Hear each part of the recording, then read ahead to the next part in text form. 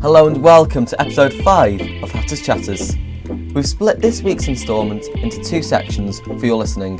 The first half an hour will be a general discussion about the past few games and other county-related topics. And then, in the following 45 minutes, we'll be joined by a special guest from the NonLeagueLounge. Thanks for listening as always, and now, on with the show. Welcome to episode 5 of HattersChatters. I'm Kieran and I'm here today with Frank and Ben. And it's not been the easiest past couple of weeks, I think it's fair to say. We've since we last recorded, we beat Barnet, which was a good result. Sutton at home cancelled, then we lost to Notts County, lost to Hartlepool and lost to Altrincham. And the lost to Hartlepool gave rumours, shall we say. Ben, Frank, what are your thoughts on those? On the rumours or on the just the rumours? Yeah, on really. everything. The Hogan-Rooney rumours. It's been a difficult few weeks, and I think the rumours. I mean, I think the thing is with this squad, it was never going. You know, if you bring in a few, I mean, I'm not sure if Hogan's high profile, but he's played for Salford. He's won 2 promotions with them. So you've got to think there'll be a few egos that need to be adjusted within the squad to contend with. Now, I'm not saying that I believe that these players have got egos to contend with. I do sometimes worry that maybe the reason that Rooney hasn't progressed in the past 5 years as a player, because he's a very talented player, is because of the way he conducts himself verbally on and off the pitch. So maybe that could be something. But where did that comment came from? The rumour started from some random person on Yellow Board. And I replied to someone saying, it's just someone random on Yellow Board. And he said, well, I know this person. He's definitely not. But at the end of the day, I respect who posted it. I think as long as they're just not making us up on the spots, which they could be, probably are. I don't know. To be honest, basic point, I don't think that anyone really knows what's going on. But as long as we're churning results away, and I'm happy with that. I think Jim mentioned in the post-Hartlepool interview, actually, that there were a few things that happened over the summer which he had to deal with, I think. So it's hard to judge, really, hard to ascertain. Ben? Yeah, again, as Frank said, obviously things about rumours really don't help anyone. So obviously, then it's as well as it's sparking up rumours between obviously fans and stuff like that. Like the players have self-doubt and things like that. So obviously, as we lost 2 in a row, it really doesn't help going into other games in a tricky period over Christmas. So yeah, I just best to say, unless it's coming from their mouths, don't believe anything that you hear. I agree with that, yeah. Yeah, and then obviously Hogan went on Twitter and basically told them, nope, shut up. So that's all that. the bedwetters to bed. Oh. Yeah. But, well, I mean, I said this to someone the other day, and they said, oh, well, maybe Hogan's being told to say that. But I mean, I swear someone came, I think I might have seen on Yellow Board a few months ago. Someone said in Yellow Board, I'm pretty sure, that Jim Gannon's Twitter isn't being managed by him. It's being managed by a third party or something. It's like, what? Really? Someone said, I did read, someone definitely did say that a few weeks ago on one of the message boards. I'm not sure. Someone definitely said that he was being managed. Obviously, it won't be true at all. But immediately when players start posting on social media and they start saying things, at the end of the day, it doesn't matter what players say. People believe what they want to believe. If people want to believe that Jim Gannon is some sort of massive robot that doesn't actually have a voice and that Mark Stotter's inside of him telling him exactly what to do and that Liam Hogan and John Rooney are his arms and he's a puppet, then that's great. I'm happy for you, But at the end of the day, I think that it's a lot simpler than that. And it's just that John Rooney, Liam Hogan, perhaps a few little egos, starting confrontations within the squads. I think that Jim Gannon hinted that happened over summer. And I think that that's normal. That's going to happen within a group of, a squad of 20 players, which all have opinions at the end of the day. And as long as they're sorted, then that's great. when the results start coming across negatively as results of players like John Rooney, with their aggressiveness coming out on the pitch, that's when it becomes a problem. And he's come out on Twitter, fair play to him, on Christmas Day and apologised to the fans. And I think that's important. I think he needed to apologise, but I think it's good that he's done that. Yeah, I agree with you there. He really did need to apologise, and you can just tell, like, Jim's always been very good with having players who've not really got sent off. He's always been up there in the fair play league, so it's very uncharacteristic from a Jim team to have someone sent off for that. So for him to come out and apologise is needed, but so not every player would. So, but speaking of Jim, have been many people on Twitter who are on both sides of the fence, the Jim in or the Jim out. Which side of the fence do you both sit on, Frank?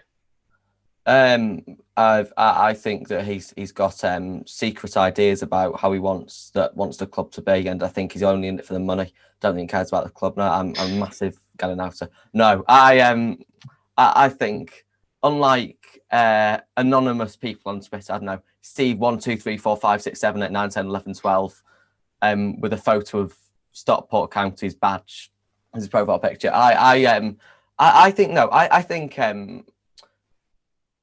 he's done a lot for the club. He need really. I don't even think it's worth talking about. We're in a pandemic, and we're playing football. We've played how many games we played? Is it 11 in games? In the league, we've played 12 games in the league. 12 games, right? Okay. And some of the teams in the playoffs have played 15. So we've got three games in hand, on some of the other teams. At the end of the day, Torquay are running away with it, but at the same time, how many games have Torquay played? They've played 15, haven't they? Yeah, they played 15. Yeah, they played 15. I presume that's to an extent because of the low COVID cases down in Devon. But I think we're better than Torquay. We saw we were better than Torquay when we played them first game of the season. At the weekend, Torquay played Yeovil. They won 6-1. But did you see that goal? Did you see one of the goals that Torquay scored where it went to the touchline and the goalie ran out and then just started to stand still and it went in? So it's at the end. The point I'm making, we're still better than most teams on our day, and I don't think the question to be asked is, do we keep Gannon or not keep Gannon? Really, because I think it's a serious question. I don't know what either of you two think, but I don't think it's a serious question. I think the question that should be asked more than that, a bit more productive, is who would we replace Gannon with? Obviously, Janssen is the Northern Scouting coach. He's got the scouting team in it. I'm not 100%. Yeah, Northern. Sure. I think it's Northern Scouting head. Mark sort of points to him. So I can completely believe. Obviously, it's completely alleged, but I can completely believe that Mark Stott, he has friends in the game, and he might have backup people that he'd like to put in. I can completely believe that, but you don't become Mark Stott from where he started out. See, he started out in Poynton selling cars. And he relies on free school meals as a child. He said when we did the free school meals thing back in November. So you don't get to where he has done now, buying a football club, by being unreasonable. So I don't think that Mark Stott will sack him, unless we lose the next 10 games in the relegation area. Realistically, I don't think there's any need to. I think that we can trust him. He's got us promoted from National to National League countless other times. He's succeeded in being a county manager. I don't think there's a question. I mean, I don't know what do you think, Karen? I agree completely. Well, it's very obvious. Like, we're not doing as well as we could be doing. But if you look at who we played 8 away games. I'm pretty sure it is so far. 4 home games, and we're 9th with games hand above us. Of those 8 away games, 6 of them are against teams in the top 8, which shows you it's not like, I mean, Weymouth was an awful result at home aside, but But that beside, we're losing narrowly away to Notts County, losing narrowly away to Torquay. We're getting a draw against Altrincham, which, while not the greatest result, isn't a bad result. And if we'd won the previous 2 games, we'd be looking at that as a good point. So you've got to give him at least a season for everything he's done for the club. You've got to give him at least a season. Like the last time we were promoted without Jim either in the team as a player or a manager, Jim wasn't even born. Yeah, like, it was genuine. It was wow, genuine. that's Like amazing. 60 years ago, the last time we were promoted without him being involved in some way, which that says a lot about his character, about his skill as a manager, skill as a player. So yeah. Ben, do you agree or? Yeah, again, I'll always be Gannon in. So, like, anything of Gannon, unless it got drastically bad, like, again, losing 10 in a row, things like that, where obviously needed change and he's lost the dressing room. But, again, over the last, week, I've just been gobsmacked because, again, it's like we lose 2 games, whereas last year we lost 5 in a row and wasn't looking like we were going to even score. And no one was going nowhere near as much for his neck as they've been the past 2 games. And again, as you said, they're all games with people who are going to be up there at the end of the year. We've got games in hand, and we know we'll be up there. It's just people just think all of a sudden, just because we've got a bit of money, we're going to win every game.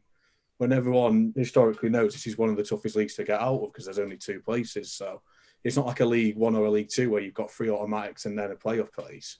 So yeah, that's my take on it really. And again, it's just in terms of with the squad and stuff like I do think we obviously do have the players. It's just, again, it's just trying to switch it up. Like 4-2-3-1 suited Gannon so well last year.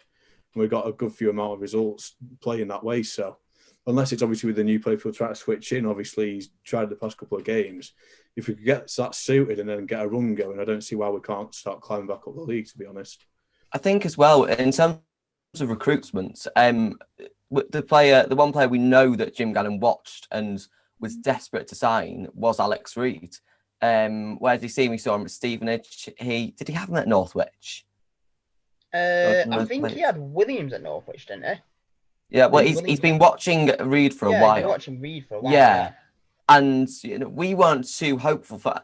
I mean, I wasn't. I was thinking he'll be a really good player, but I didn't know too much about him. I know that he scored a decent amount of goals for Fylde last season, considering they got relegated.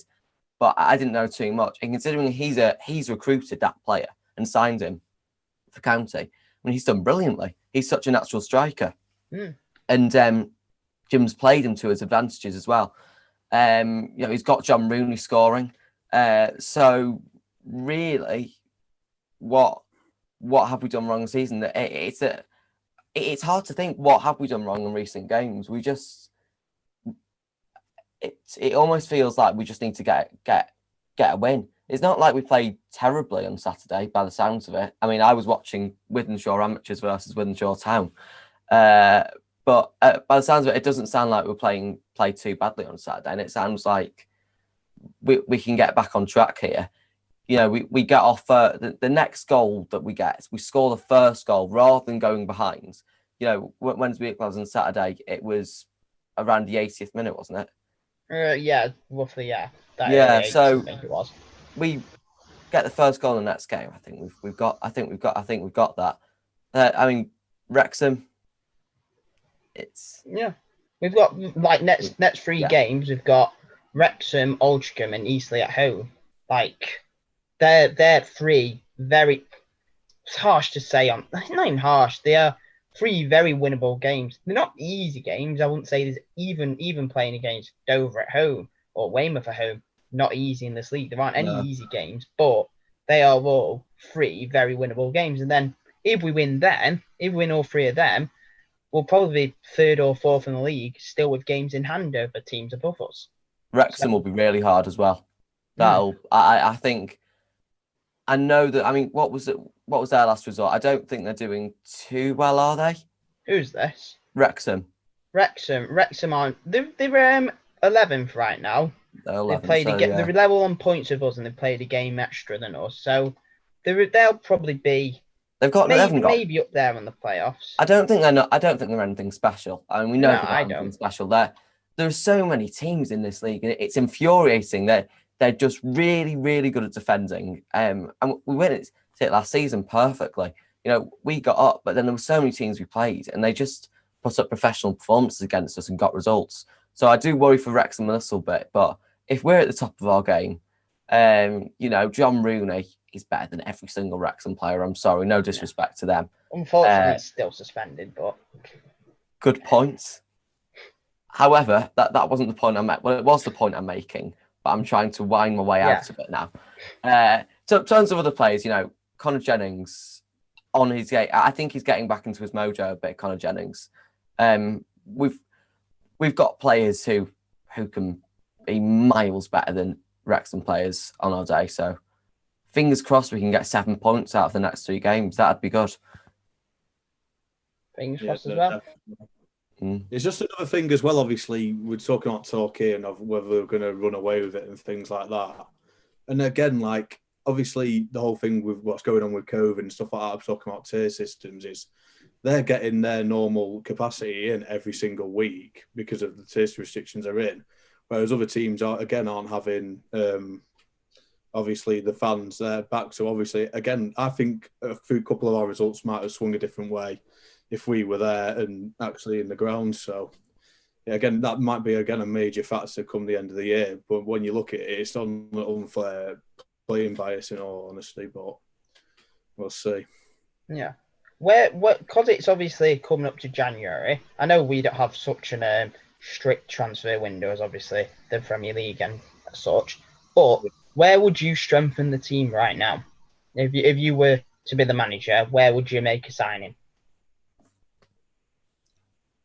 That's a tough question. Yeah. Well, I've got no idea, so... Not Frank, then. Then well, what would you do? If you give me 10 minutes to think about it. Personally, for me, again, like what we were crying out for was, like a right winger who could inject a bit of pace.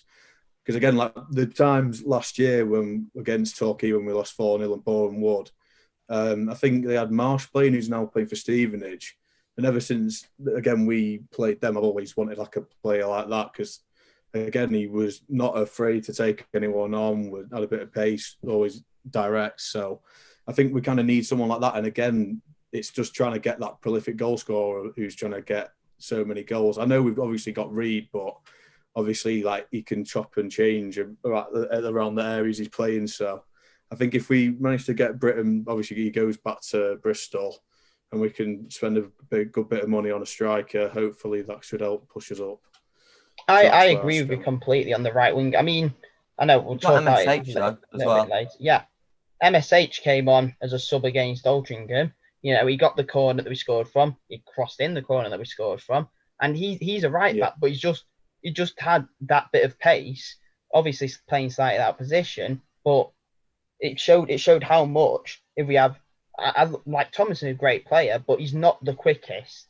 I feel like if we had that bit more pace down the wing, you know, we could seriously improve the team. Absolutely. I still feel, to be honest, when I saw Jordan Williams, did he play against Curzon that friendly? I mean, I can't remember what friendly was, but I watched it live on the live stream, and I thought, wow, this player is so fast. And since then, to be honest, he's been slightly disappointing, I'd say. He's not really got into his full game. I think that could be, you know, players who one of the main entities they have is pace. If you've just had an injury, pace is going to be one of the last things that you get back, I suppose. So I'm not saying this is his fault. I'm sure that he will get back into that soon. But once we've got Jordan Williams back into full fitness, you know, we've got MSH on the wing. He really is such. He's the what's the word? He's the exact example, precise, the best example you could give of a modern right back. Like a fast right back, get down the wing, put a cross in. It sounds like he played brilliantly the other day, and I thought, you know, seeing how he's played for other teams before. I mean, I know we signed Alex Curran, and he played brilliantly for Cone, and he hasn't played brilliantly for us. But close on Hales, I think that Jim's got to take a look at him and be starting him the next few games, because just based off that performance in the last 15 minutes against Alty. I agree completely. I think he's earned his way into the team.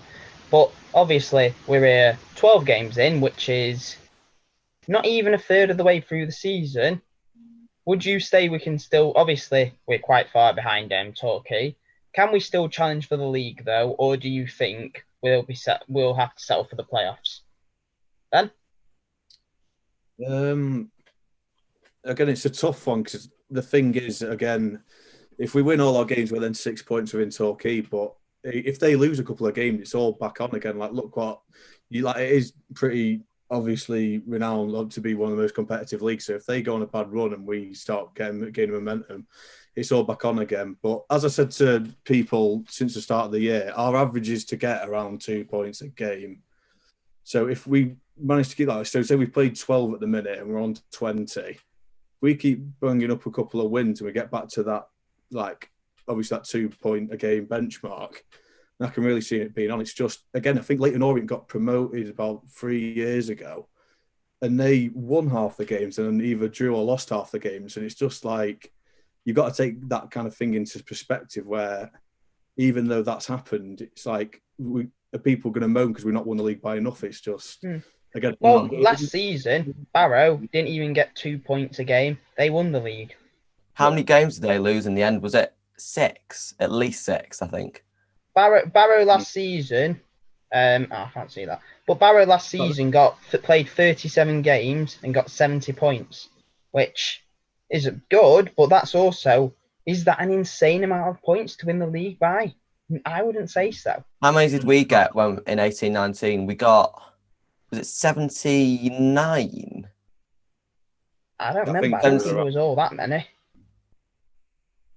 Again, it's that 2 point benchmark that you just mentioned, Kieran. So, again, staying on track with that, I think we should be on that. There or thereabouts, looking through the trend of people who have gone up every year, that's whereabouts you need to be. And even if we're not below that, if we get second or third, we've already skipped a playoff game. If we then get in that, we've then got a home game. And obviously we'll fancy our chances at home. And then again, anything can happen at Wembley. And last time we went there, obviously it was a great success. So again, there's no reason why we can't go up again. It's just, we just got to see how these next couple of months go, and then we can start having a more accurate judgment. Because we always get the second half of the season anyway. I think if you look at the table as well, I mean, I'm just looking now. So we're on 20 points. We played 12 games. Torquay, they're on 35. They've played 12. So they played 15, but okay. 15, yeah. Add 3 to that. So, you know, this is theories by Frank, football theories. I should write a book on this. This is going to be very technical, so watch carefully. Listeners, listen carefully. So we win the next 3 games. We're on 29 points. You know, Torquay, I can imagine if Torquay lose one game, I think they could lose the next game as well. And then see what happens from there. Because when title-winning teams go on a bad run of form, if they lose one game, quite often they tend to lose the next game as well. From that's just what I feel from what I've seen in other leagues. So, and if that happens, then we could easily be in a situation where we're on 29, they're still on 35, and then we win our next 2 after that, and we're well within the title charge then. So I was tempted to say, you know, when we lost to Hartlepool the other night, I'll admit it. I said we're completely out of this now. This is, you know, I said loads of things. I said, oh well, maybe John Rooney isn't suited to counting. Maybe Liam Hogan. You know, everything comes out when you lose the game 4-0. But realistically, this is the National League we're talking about. You know, it's a league full of teams who want to get promoted, and most of the time, it's not a very logical league at all. So I think it's all still to play for, 100%. It's like talking again with Hartlepool as well. Like, obviously, they didn't start off the best. Like, they were getting stuffed by Torquay, and look where they are now, obviously getting up there, challenging. So again, it just shows if you get a little bit of a run going together, it's, again, nothing's impossible. So... That's it. If you look at Hartlepool's recent form, I think it was they've won 4 of the last 12, they're third. I mean, obviously they've played more games than some teams around them, but they've won 4 out of 12 and they're in third at the minute, which shows you in this league. I mean, besides obviously Torquay are doing insanely well, but besides then, you look at the table and you think, are any of these teams really blowing it away? I mean, like, you've got like Altrincham who are in the playoffs, who've got a 0 goal difference playoffs. So it's like, if we just need to grind out some results, and then hopefully we'll be there at the end of the season.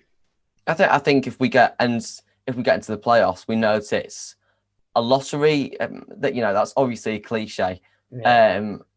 I'm not sure if the playoffs would benefit us as much as they'd benefit other teams, especially if fans aren't allowed back. So I'd rather win the league through automatic promotion, but that's going to be really hard. We know that. I just hope that we can, win these next 3 games. I said 7 points.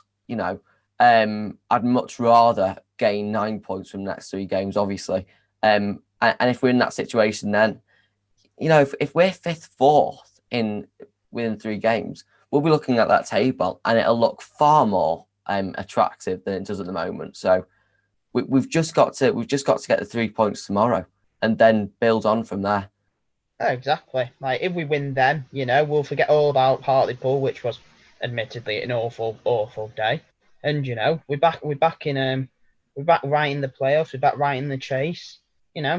Everything's all fine again. We just need to make sure we win the 3. Just quickly before we take a little break, the FA Trophy.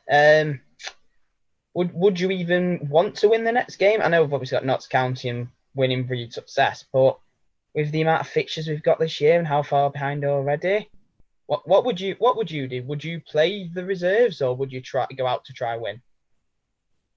I think it's a hard thing to, because I've said before, again, it's a bit of an admission, because you don't want to say that you want to abolish a 100-year-old competition for a season, to benefit, admittedly, again, the teams at the top of the non-league tier system. But I don't think it was a good idea to keep the FA Trophy this season. I don't think it didn't make sense at all to me, really. When you look at it, it's so just eclectic, the table this season, National League, with if you look at the played column, 12, 13, 15, 14, 11. What is this? Dover have played 10. Yeah, it's crazy.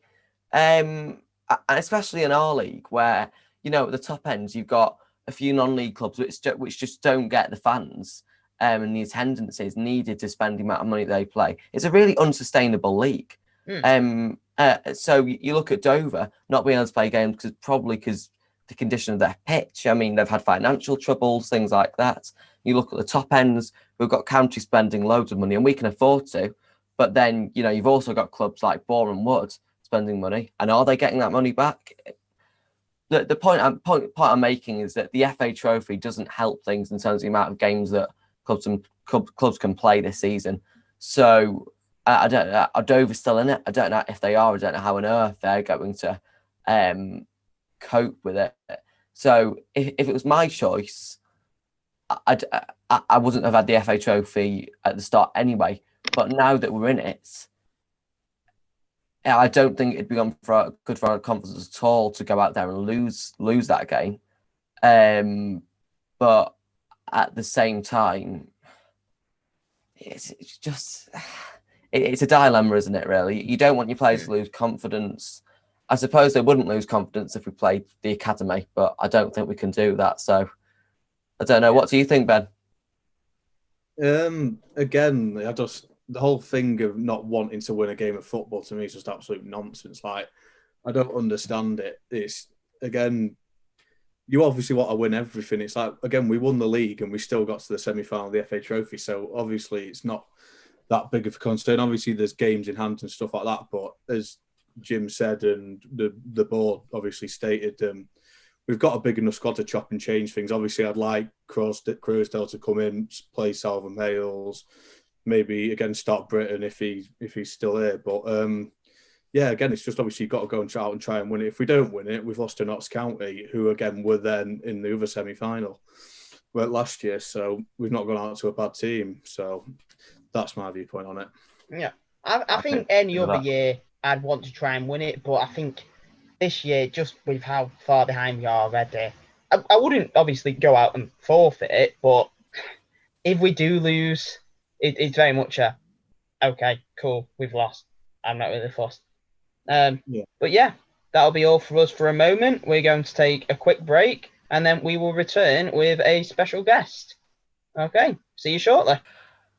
Hello, we're back again for the second half of HattersChatters post Altrincham away. And we're now joined by Tom from NonLeagueLounge. Thanks for having me. So I think the first thing we'll leave his the links to the social media of NonLeagueLounge and how to get their podcasts in the description of the video if you're listening on YouTube for sure. But I think the first thing to go on to is the obvious thing. The last game, Boxing Day, Stockport County versus Altrincham.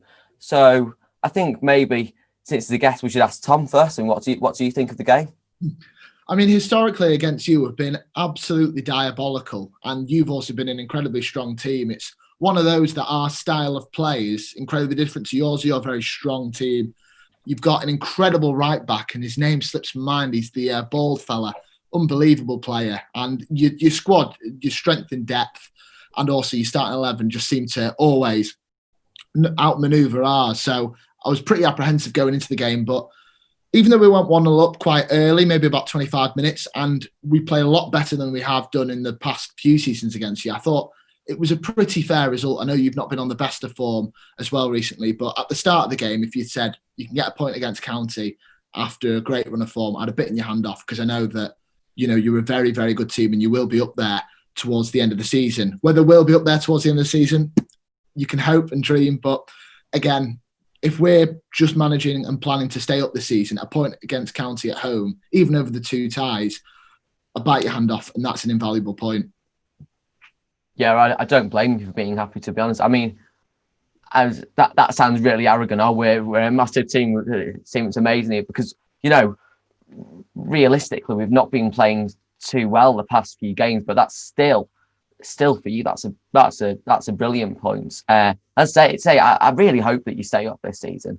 We were talking before the podcast then about how easily we'd rather have teams like you in the league instead of Boreham Wood. Obviously, Files have gone now, thank goodness. But no, it's a point drop for us, 2 points drop for us. I think most people would say, but I think you'd say a point gained, wouldn't you?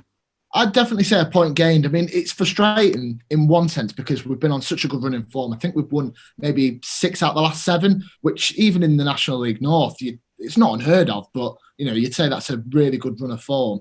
Yeah. I think, touching upon your thing, I think that we'll be absolutely fine staying up this season now. I don't think there's that much doubt. The only problem I've got is that Phil Parkinson, our manager, he's had a terrific time at Altrincham. In 3 seasons, he's had 2 promotions, and, you know, we're in the playoffs now. Not that that's going to last, but even at Christmas, around Christmas time, with the amount of games we've already played in such a short space of time, to be in and around the playoffs and the top of the table is remarkable, and what a feat that is. The only problem I could see down the road is that if he was pinched by another management, so say, for example, one of the bigger teams in this division, or maybe the bottom end of League Two, if they thought, hold on, this guy, you know, he's the real deal, and they pinched him off, that's when I might worry a bit, because he has been integral to our formidable rise. But yeah, looking back specifically to the game, I think that, yeah, it was definitely a point gained, definitely. And even though it's frustrating because it could have been our first win against you in 8 years, even though it's not much of a rivalry because you're a much bigger club in comparison, to get it against someone that's in a very close to us and only down the road, to get a point against a very big team, I'm pretty happy with that. I actually thought you were quite a strong team on the day as well. Like, as much as he's probably 2 points dropped at the end of the day, I think that's just sort of because we're kind of expected to win that, and obviously with our recent couple of games, we sort of need the win to get back in. But I said this in the first half. If we'd won, we'd beat Hartlepool, beat Notts County, and then went to you and got a draw, everyone would be fairly happy with it because, I would be very surprised if you're not comfortably mid-table, honestly.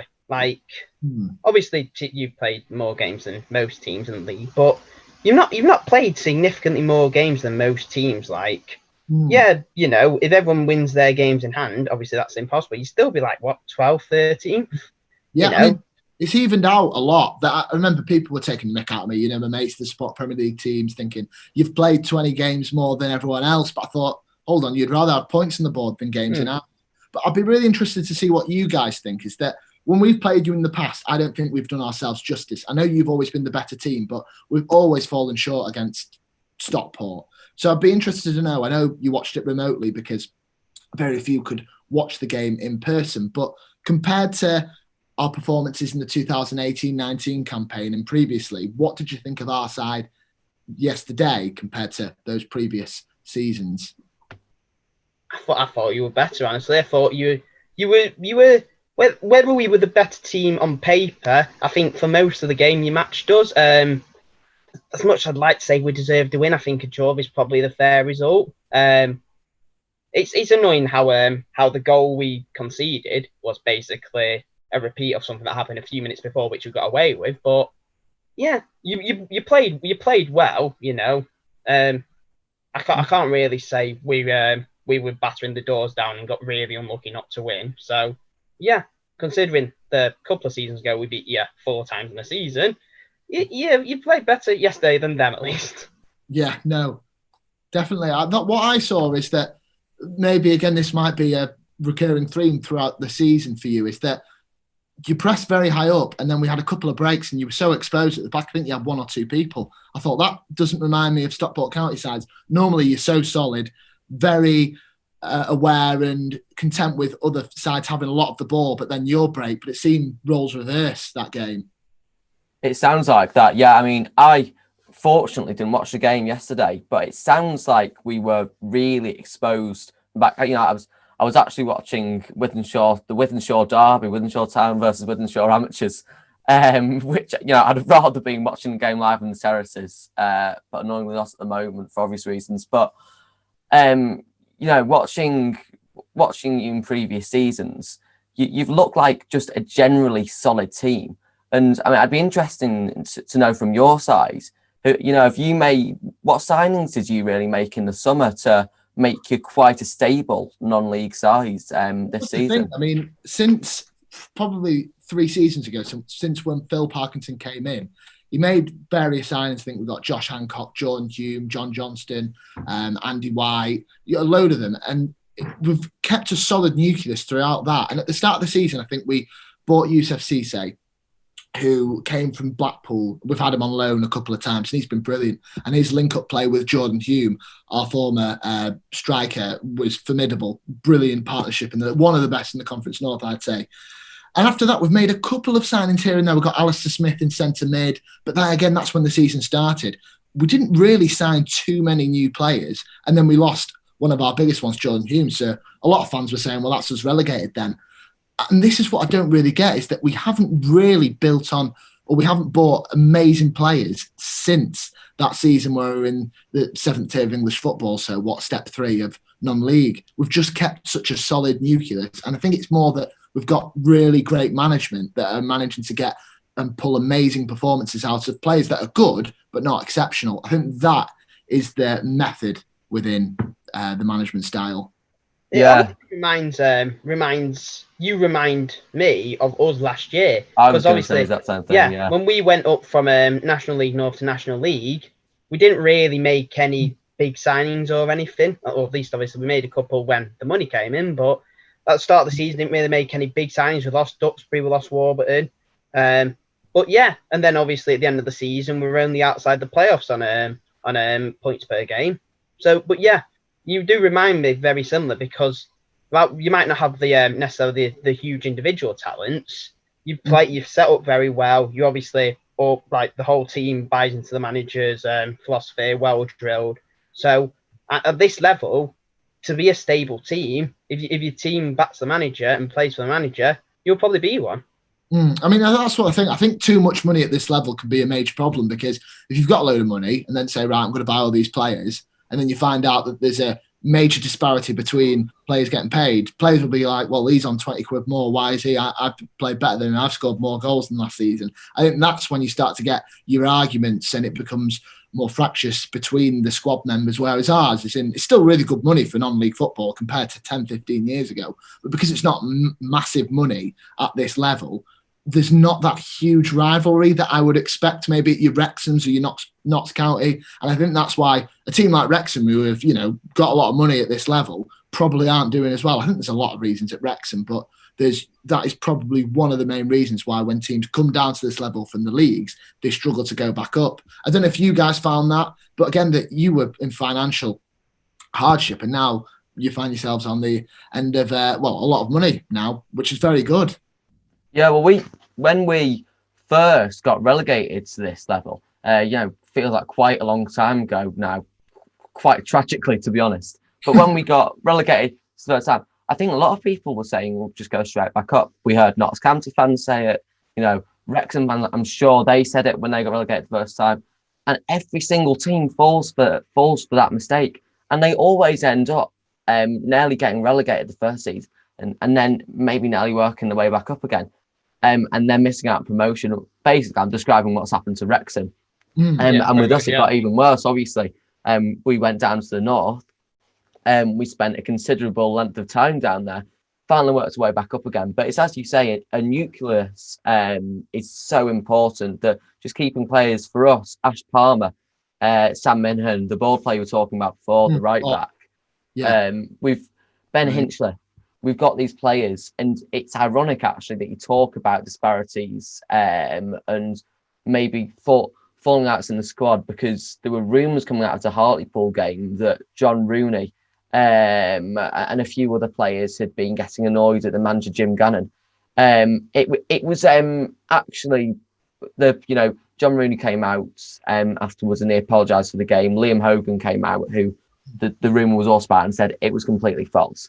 And I can believe that, but I think it's inevitable that there will be a few arguments within the squad where there will be a few pay differences.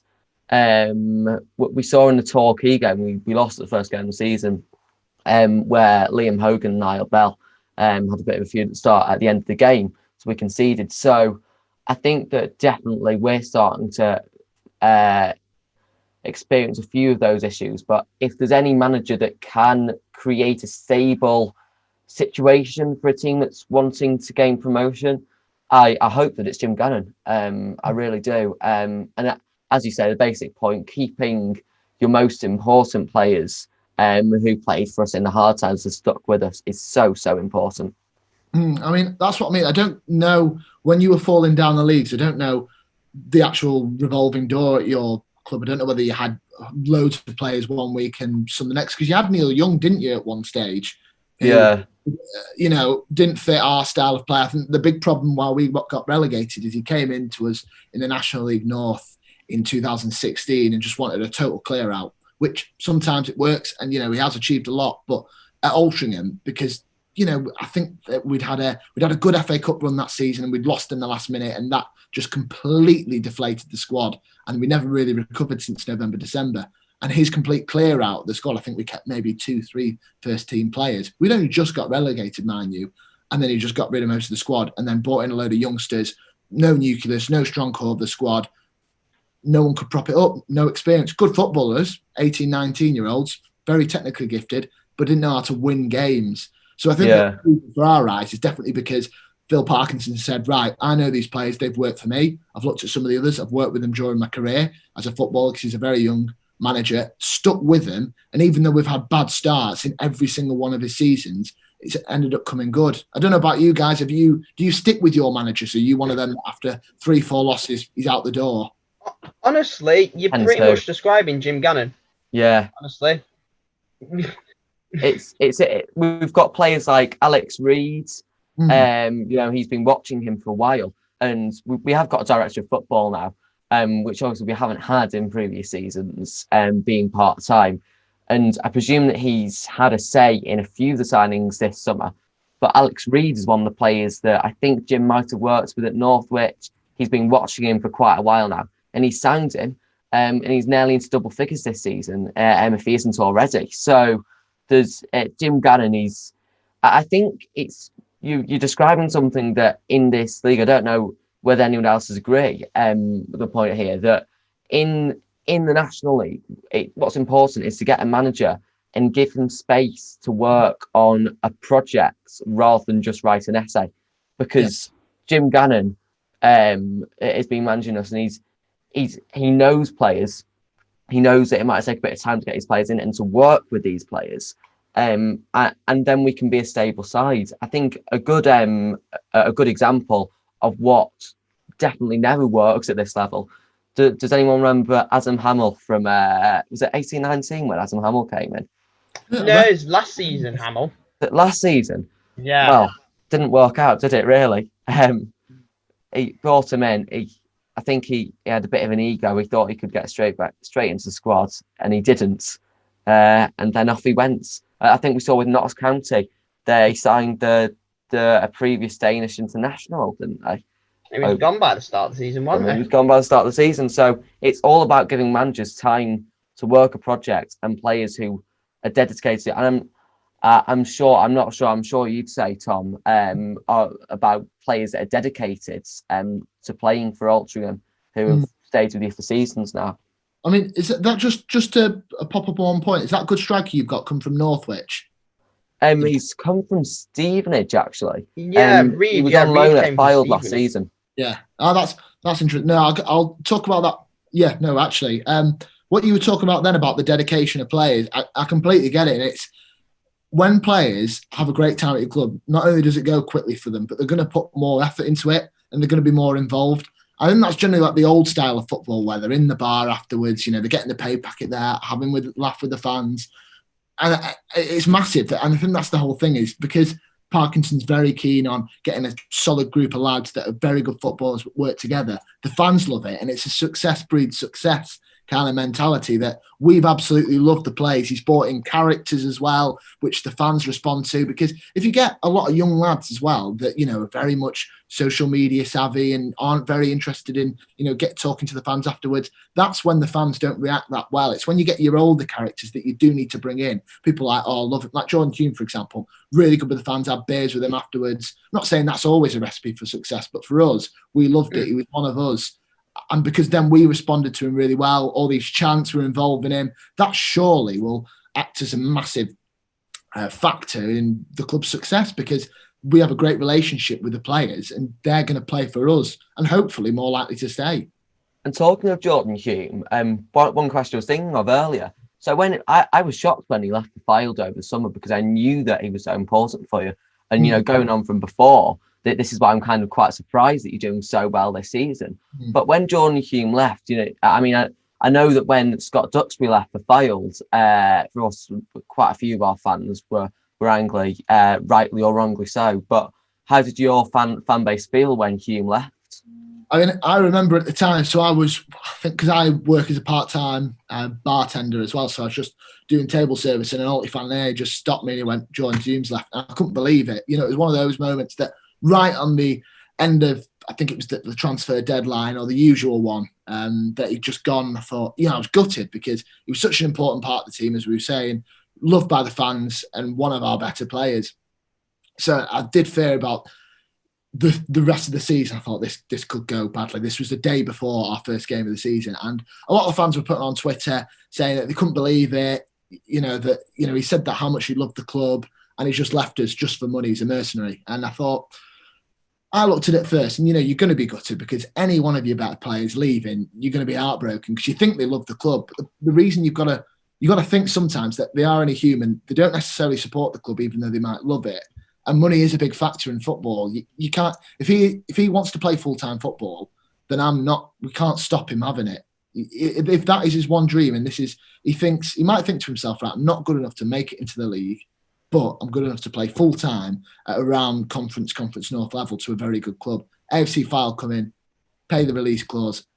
I think personally, if I was in his shoes, you do make that decision. It's awful to say, and it breaks my heart, But I've got to take myself from a subjective to an objective viewpoint. I think that was probably financially the best decision for him, and especially if he wants to play full-time football. So as much as I'm gutted, and the other fans will be, I think for the betterment of him, and even the club receives a good, 50, 60 grand, and he's 31. I think for the two parties, that's the way it has to be. Gutting, but personally, that's it. Yeah, that's how I felt. You're semi-pro, aren't you? Do you think there's any plan for you to go full-time, or do you think? So yeah, there is. I mean, there is a plan to go full-time. We've got the infrastructure now. We've got some new board owners basically. So the chairman stepped down last season. We've now got a partnership come involved. And I think same with Phil Parkinson, he is very keen on getting the team full time because, I mean, guys, that you're a massive club and you will struggle to get out the division. You have struggled to get out the division because there are so many full time teams in it. There is a lot of money going about non-league. It might as well be called League 3. There are huge, and even the teams that are smaller, you think, how have they got there? We were talking about it, Solihull, Boreham Wood, Dover are a pretty big team actually, but you look at them and think, well, the reason they're here is because they've got so much money. They wouldn't I think who's gone up recently. It's not sustainable. Salford, Fylde, I know didn't go up, but Harrogate. They're small teams, but they've got money behind them. It's like the non-league version of the Championship, is what I always think. Yeah. I mean, it's a brilliant league, but we might have a great season this season, and I think Phil Parkinson is possibly, he could be the best manager that I will probably see in my lifetime. Who knows? Hopefully not. Hopefully we will get to the league one day, even though I doubt it, but you never know. And you think that he might do wonders for a season or two, but you get second season syndrome, third season. And then when we haven't got the money, the financial arsenal as other clubs, I think, are we the only non-league part-time team? Maybe one of three. We're inevitably... There's not many at all. Yeah. I mean, also as well that, towards the end of the season, even though Phil Parkinson's teams are very good towards the business end, the old cliche goes, we're going to run out of steam because we're not as fit. Brilliant footballers, and we're a lot fitter than we were 10, 15 years ago, but we're not gonna, even if we want to compete at the top, which I think Phil Parkinson and the board want to eventually move up and up and up, we're never going to be able to do it without being full-time, but it's what the club can afford. And we've seen the horror stories, haven't we, of your Northwicks, your Salisbury's, what other teams now? They've even dropped Man Russian and Diamonds. They're just going to oblivion. You can't even remember them. And I don't want to be an artifact of history. I want to have a sustainable club. Exactly. I mean, Bury was what last year? Bolton, nearly the same. I mean, even us, we were pretty much on the brink a few years ago. Spend above your means. You just crash and burn. Is that what happened then? It was just a completely financial mess. Partly, yeah. It's more in detail on that, but yeah. When we were in League One, first season in League One, had a points deduction at the end of the season, just about stayed up in the end. But then you have a point deduction, you lose all your best players, your manager had to go because couldn't afford him. And then we just started free falling, really. Yeah. We had four seasons and 3 relegations, I think it was. And then we're in regional football part-time. From Wembley onwards, it seems to go downhill, really. I mean, I can't say much. I mean, I was born in 2004, so the first 2 games I saw, we lost 2. So, we lost 6-0 to Southport, 4-0 to Rotherham away. So, it's that's I can't say much about all the financial details of the club at the time because, simply I wasn't aware of what was going on at the time. But what I am aware of is that my first 2 away games of the club around that time were conceding 12 games, 10 goals, not as much, 10 goals away in the first 2 games. So, it was basically free fall, the way you describe it, Kieran. So, we're on the way back up now, but I mean, it could have gone so easily, so much worse. So we're lucky in a way. I mean, I'd like to hear from you three now, and that you just touched upon it there, is that I look at Stockport now and I feel that the only way is up for you guys. I think that you will be knocking on League 2, League 1 anytime soon. Do you get the same feeling, or are you a bit worried that if you lose this momentum, then you're just going to be another Wrexham? No, definitely. I think in terms of the money that we've got, obviously now with Mark Stott, obviously it's not about if we get there, it's when we get there. I'm not trying to sound cocky, but again, like, it's the whole thing of, like, my cousin's a Stevenage fan, and they were like obviously around the south and around where, like obviously the league before you were, and they had a guy come in, obviously had a load of money and just projected them all the way up and look at where they are now, League One, been around League Two.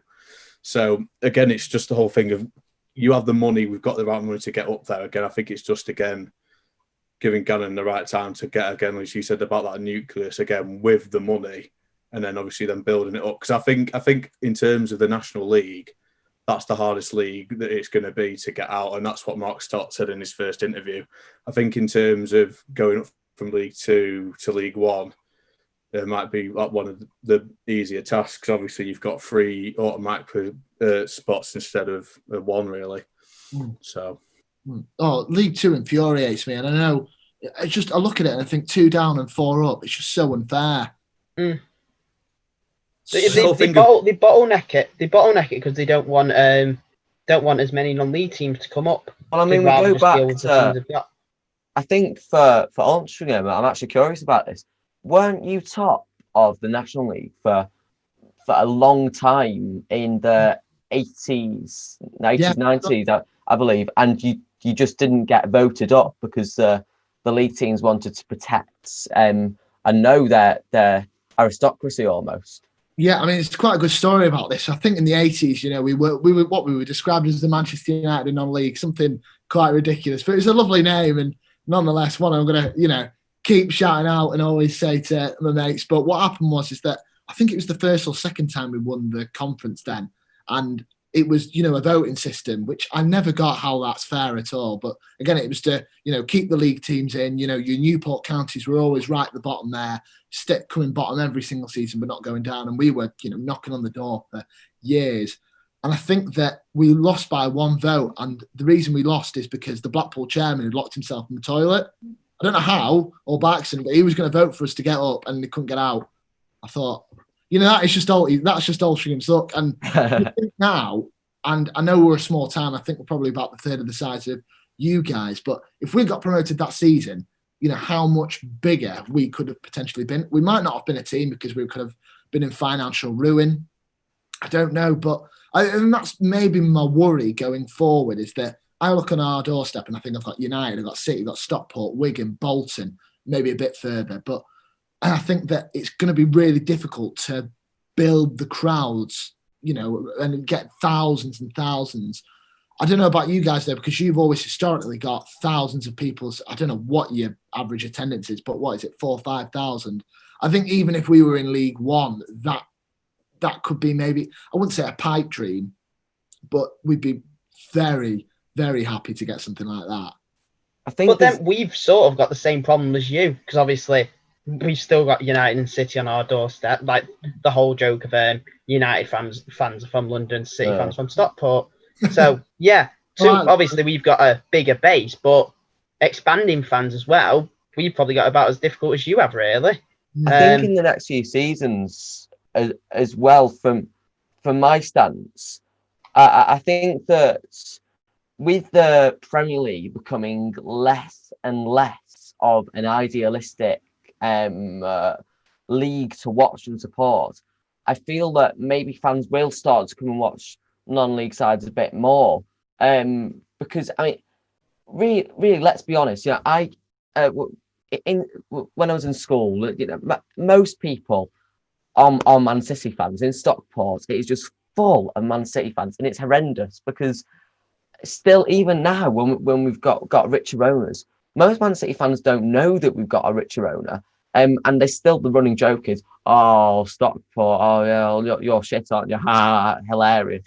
And it's just depressing. I'd love to beat West Ham on the 9th of January. That'd be nice to show them something. I'm not sure if we will, but I think that people who don't go to non-league games are missing out. And there's so much opportunity in the south of Manchester for football. In the north of Manchester, how many teams have you got in the league? You've got Bolton, you've got Rochdale, Wigan. You've got so many teams. How many teams in the south of Manchester have you got in the Football League? How many can I name?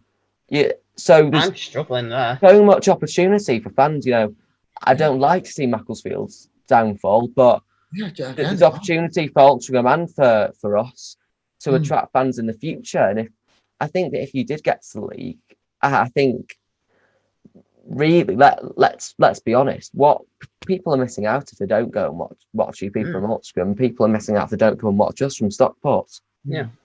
I mean, my heart breaks for you guys that you can't go and watch West Ham at home. That'd have BT Sport one written all over it, 10,000 fans in, genuine upset on the cards as well, because you're a solid squad. You know, I think you'd have every chance of, you know, at least scoring or getting something or giving them a challenge, especially, you know, probably because Premier League teams even always put, you know, weakened squads out. So I think you'd have a chance.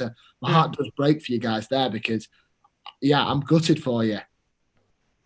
It's the most county thing ever, honestly. Because we would have, you know, when I go into Wedgley Park, you're always, I don't know. I mean, you've been going to games, haven't you? So we'll talk about that in a second. But I suppose every football fan will know you go to a big game, and especially remember, you know, 2 seasons ago, and you're watching to see the amount of fans kind of coming in the last few minutes before kickoff to say, oh, what's the attendance going to be? And it's almost quite.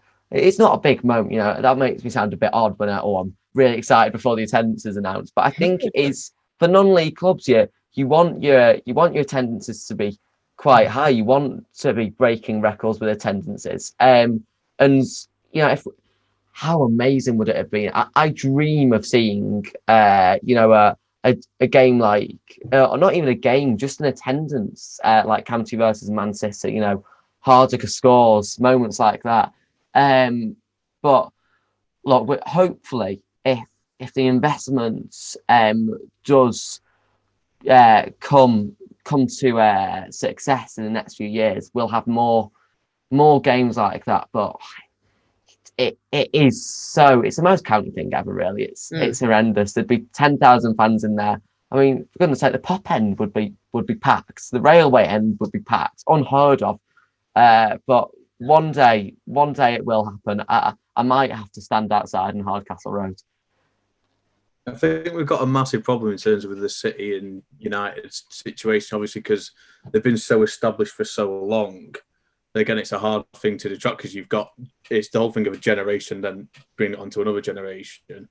Whereas I think, obviously, because we were trying with, obviously, like local schools to try and obviously give free tickets to promote people coming, and that's our best way of potentially, obviously, building the fan base. But again, apart from that, I've just saying it is a bit of a concern. But again, I think it's obviously in terms of Stockport because we want to try and expand the stadium within the next 4 or 5 years.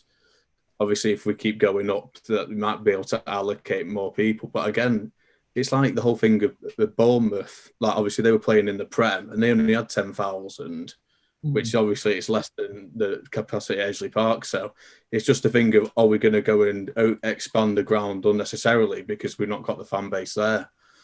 So yeah. I think that's one of the main objectives. I can only remember us having, in my, at least while I've been following us, I don't know if you were there for it, Ben, one sellout we've had when we drew against Carlisle in 05-06, I believe it was. And that's been 14, 15 years or whatever it is of following Stockport. That's the only sellout we've ever had. That was when we were fighting for our safety in from dropping into the conference, which obviously we did. And here we are now. But that was dropped in a few years later, fortunately. But yeah, speaking of going to games, Tom, you've been able to. What's that been like? Oh no, I've been pretty fortunate with that. So I've been reporting on them since the National League North playoff campaign.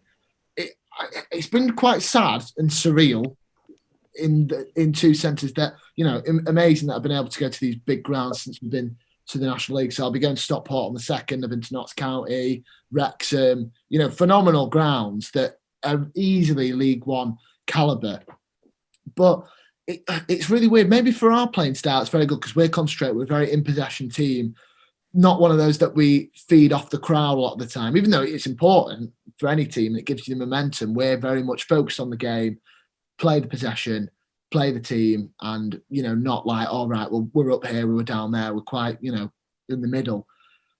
But yeah, it's been amazing, and maybe the novelty has worn off a little bit. I don't know, but it's just, I just keep seeing these empty stadiums. I think, God, like, I just want thousands here, or when we played you on Boxing Day, the amount of conversations I've had, people saying that would be a 5,000 crowd. That Stockport bring 2,500, we'll have 2,500 here, and that is when it really sinks in. And even though however fortunate I've been to have, this internship I've got, and I'm very thankful, and it's been an amazing experience. I just look and I think I'm so looking forward to when the crowds come in. I don't know about you guys. You guys must be absolutely desperate to get in there. Absolutely. It's horrible. Like, yeah. I haven't missed anything more ever. It'll be amazing when the first game back. And the issue is we've been waiting for so long, though. I mean, it's a hope that kills. It's a cliche, but it really is. But back in September, I remember queuing up outside the Cheadle Ends for about 40 minutes to get a season ticket, and then we're on the phone trying to get it online because Steward came out and said it'll be fast doing it online, and it kept crashing. And we finally managed to get one near our usual seat, and we're over the moon. And then all of a sudden, a few weeks later, the government come out and say we're not going to be able to let fans in on October 3rd now. Yeah, but that's brilliant, isn't it? So then we get more hope, a few weeks ago, with the new tier system saying, fans will be allowed in. And obviously the watering's coming out. I remember reading on Twitter that things had been promised to constituencies in areas in the northwest and around Greater Manchester that we'd be going into tier 2 soon, and we never did. And then County, advertised season tickets a few weeks ago, so we were going to pick up season tickets, and everyone picked up the season tickets, and we're thinking maybe on the 16th of December we'll go into tier 2 because the cases are dropping, and yet again we didn't. So it's so just tedious waiting, but hopefully 2021 will be I really hope it will be that 2021 will be the year. Fingers crossed. Fingers crossed. Yeah, I hope so, guys, because I think for a lot of teams that they depend on the support, they depend on the gate money, and it's it's going to hit a lot of clubs very hardly. So hopefully we can see fans come in, and I just want to see the atmosphere. Especially that's why I wanted to get up to the National League, because I wanted to see the big crowds. You've got so many big teams in the league, haven't you? Takes as well. If you're following home and away every week, do you know what I mean? It's just like you think, obviously on a Friday or a Saturday morning you travel down, and you obviously just staying at home. Obviously, you watch it on the stream, you're trying to support, but again, it's not the same thing. It's not having a pint with your mates beforehand. Join, obviously, going into the pub afterwards, you're either absolutely elated or you're gutted. So it's building more with fans like yourselves, being with them in person, having a beer with them, and that's what makes non-league football is that the players, the team. It feels a lot more real when you win and lose, and you meet great people like yourselves who support real football. Yeah. So I think that's unless anything else has anyone to add, I think that's everything really. I'd say the last thing again is just obviously how are you seeing obviously on the second? What do you think? Do you think again you might be able to sneak a point at ours, or do you think we might be able to come through? I mean, I feel that away and home form is more or less gone out the window because there's not really the crowds there, so I don't think it affects it as much. But we always struggle at your place. I've always forgotten your ground for some reason. What is your ground's name, actually? Edgeley Park. Edgeley Park, that's it. I don't know how I forgot that. You just want to get rid of it, and all those terrible times have been there. But no, I think that we'll struggle. I think that I'll be joyous with a point, but I think you could win pretty comfortably. And fortunately, you'll turn your form around against us. I think we've got Rooney back, obviously, for that game, because he got obviously suspended for indecent language against Hartlepool, which put him out for 2 instead of 3 games. But I think he's quite a main figure in our team, obviously, centre mid, spraying it about. So, again, I think that might be a massive advantage to us. And obviously, we've got the home advantage. We obviously know how to play on that pitch. So, if we then get... How many games is it? 2 or 3? I think it's 2 for indecent language, and then 2? Palmer will be back for Eastleigh. Because I remember I thought Ash Palmer was 3 and Rooney was 2. I thought it was the other way. Hang on. I'm not sure which, but no, either it is. of them back you're is right. going to help, I'm innit? just double checking. So that'd be good if that, and he'll be willing to prove a point for certain. However meaningful his tweet is from the day, I'm sure it is. I'm sure that he'll want to come back, and play against you, unfortunately, and hopefully prove a few points. But I mean, at the end of the day, you're talking about. It sounds like your manager is rated very highly amongst the players and respected amongst the support. So I doubt that it's definitely not. It won't be any more than a 3-goal difference, and it won't be anything more than that at all. In fact, I think it'll be a close game. I'd go for maybe 2-1 us. Maybe even you might be able to get a draw, because I would take any win. I'd take any win, and any 1-0 90th minute. I'll take that 100% any day. Don't do that to us. Do not do that to us. Okay, we'll have a 1-0 first minute winner then. That's better. That's better. That's better then, yeah. No, yeah, I'd take a point. But whatever happens on the 2nd of January, guys, best of luck for the season, because you're a great club and I hope you're up there. Yeah, best of luck to you. Well. And hopefully you can follow us up in a couple of years when we're flying high in League One. I hope so, mate. As long as we're in the conference, that's all that matters to me. Yeah. Hopefully soon for us it'll be a big game. It'll be a big game for you in the FA Cup. We'll be, in the Premier League. We'll be like the West Ham, and you'll draw against it. Oh, Stockport County, huge. Ready Probably for won't happen, but we can dream. Oh. So thanks for being here. Yeah. Sorry, Frank, didn't mean to. Sorry. I think you're the host, aren't you? Who knows? Thanks for coming on, Tom. We'll leave all your links and such in the description. But just for Spotify listeners and stuff like that, where can we find you? So you can find us on Spotify, iTunes, and Google Podcasts to listen to each episode we produce. Or if you want to follow us on social media, you can follow us on Facebook, Instagram, on Twitter at NonLeagueLounge. All right, thank you very much. Cheers for coming on. Thank you, guys. Thank you. We'll see you all next time for the next episode. Cheers. Thanks a lot. Thank you, guys. Bye. Bye.